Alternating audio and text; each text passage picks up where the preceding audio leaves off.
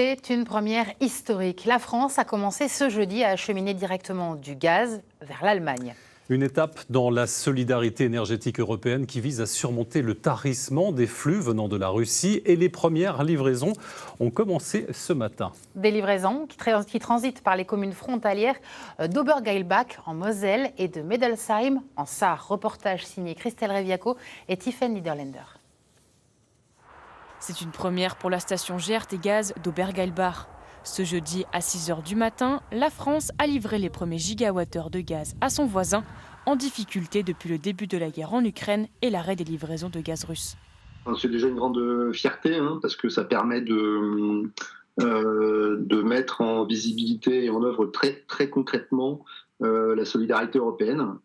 Et donc par ce biais, et donc le fait d'inverser les flux physiques de gaz et de pouvoir renvoyer du gaz de la France vers l'Allemagne, ce qui n'avait jamais été le cas auparavant, nous sommes très fiers de participer à cette solidarité. La France livre 31 gigawattheures par jour à l'Allemagne et pourra aller jusqu'à 100 selon les besoins, soit l'équivalent de la production de 4 tranches nucléaires.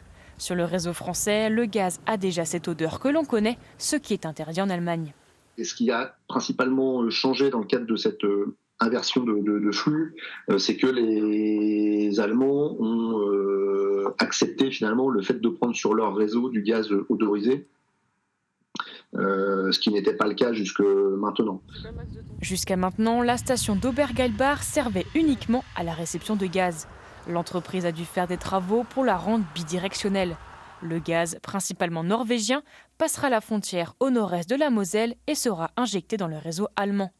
La plateforme de Gersheim est l'unique station à la frontière franco-allemande. C'est en quelque sorte le robinet de gaz partagé avec nos voisins. Dans les années à venir, la compagnie qui a cette pipeline ici va construire une station de désodorisation, comme il y en a déjà une entre la France et la Suisse, entre l'Allemagne et la Suisse. Donc ça va mettre encore 2 ou 3 ans. La France sera capable de fournir son voisin tout l'hiver dans le cadre de cette coopération énergétique européenne.